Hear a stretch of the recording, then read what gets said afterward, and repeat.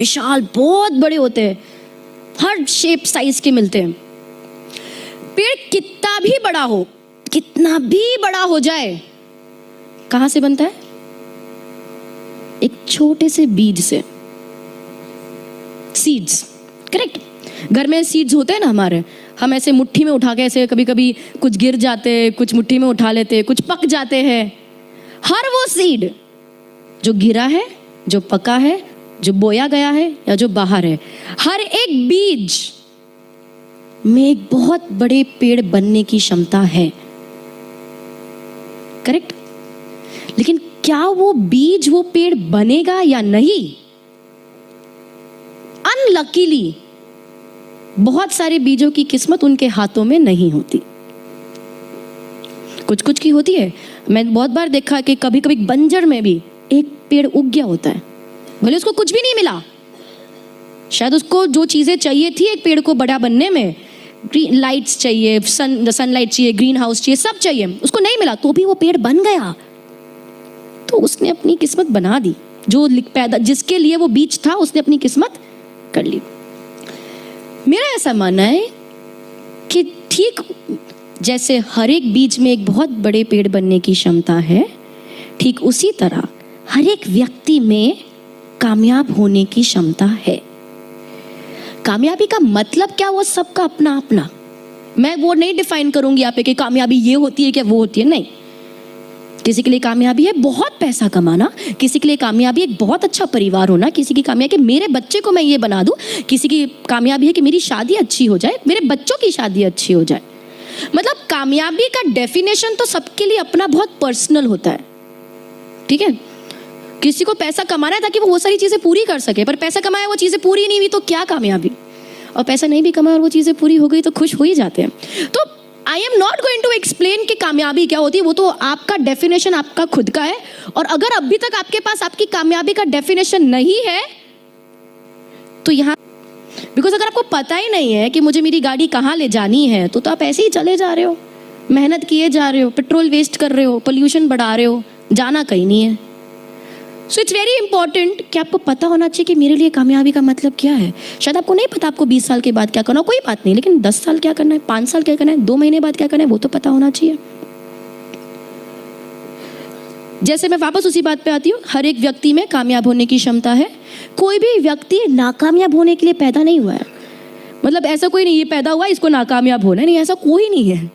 Like everybody, कितने भी बड़े घर में हो, कितने भी छोटे घर में हो, अमेरिका में हो के भटिंडा में, डजंट मैटर, हर एक व्यक्ति पैदा ही होता है कामयाब होने के लिए। अच्छी बात यह, बीजों की तरह, जैसे बीजों में क्षमता नहीं है कि अपनी तकदीर खुद लिखे, इंसानों में वो क्षमता है कि हम हमारी तकदीर लिख सकते हैं। कामयाब होने के लिए तो पैदा हुए ही है, वो तो पता ही है, लेकिन बनाने के लिए अपन को जो भी वो चीज़ों की ज़रूरत है हम वो ले सकते हैं।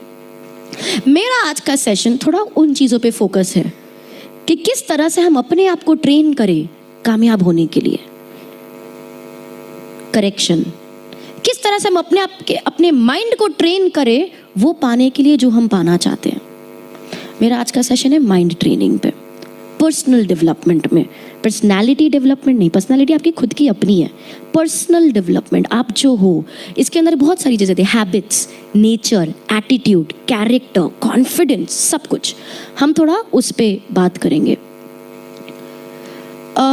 मैं बहुत सारी ऐसी बात बोलूँगी, शायद आपको नोट्स लो तो आप अच्छा है, नहीं लो प्रॉब्लम नहीं, क्योंकि मैं नहीं चाहती आप कुछ मिस करें। तो जो इंपॉर्टेंट पॉइंट्स है मेरे टॉक के, उसको मैंने इंग्लिश में और कन्नड़ा में प्रिंट कराया हुआ है, वो नोट आपको मैं सेशन के बाद दूंगी।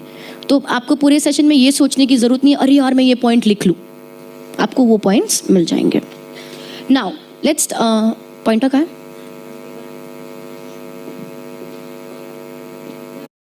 भारत की टॉप कंपनियों से जुड़ने का मौका, सीखने का मौका, तरक्की करने का।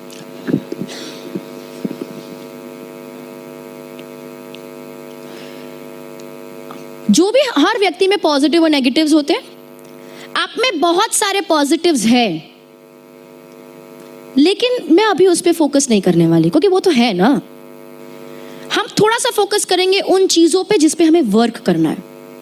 ठीक है, अगर आपकी लाइफ में कोई इशू है आज, वो कुछ भी हो सकता है, जैसे आपको बहुत गुस्सा आता है, या स्ट्रेस मैनेज नहीं हो पाता, या कॉन्फिडेंस की कमी है, या लोगों के सामने कॉन्फिडेंटली बात नहीं कर पाते, कस्टमर को कन्विंस नहीं कर पाते, जो भी इशू हो सकता है।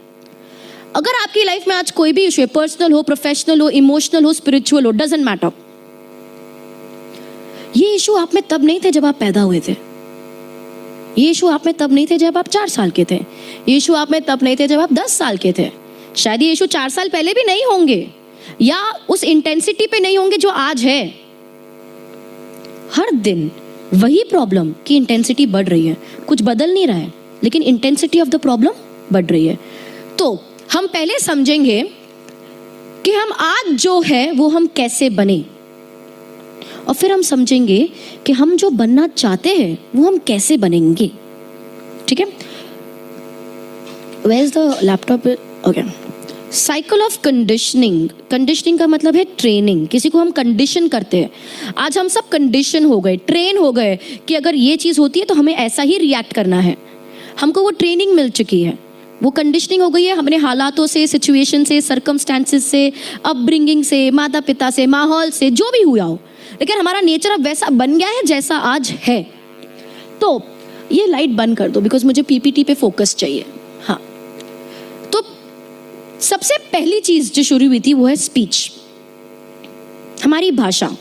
हमको समझ भी नहीं पड़ता था तब हम बोलते थे, हमको नहीं समझ पड़ता था हम क्या बोल रहे। किसी ने बोला बनाना, हमने बोल दिया बनाना। बनाना क्या पता नहीं, बस बोला, हमने रिपीट कर दिया। करेक्ट।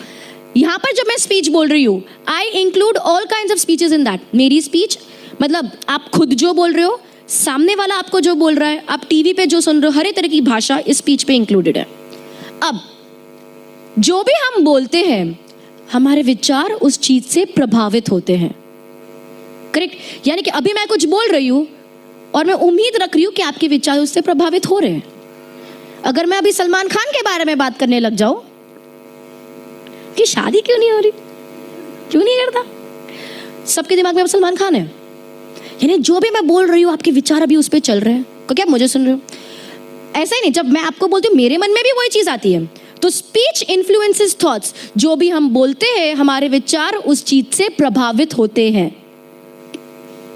ये विचार कहां पर होते हैं? माइंड में।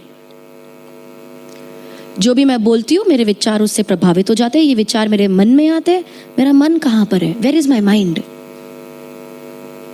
Where is my mind? कोई भी, हम इंटरैक्टिव रखेंगे इसको। कुछ भी सवाल है मैं इंटरैक्ट पूछती हूँ, आप जवाब दे सकते हैं। माइंड कहां है, या माइंड क्या करता है? जो भी आपके मन में आता है।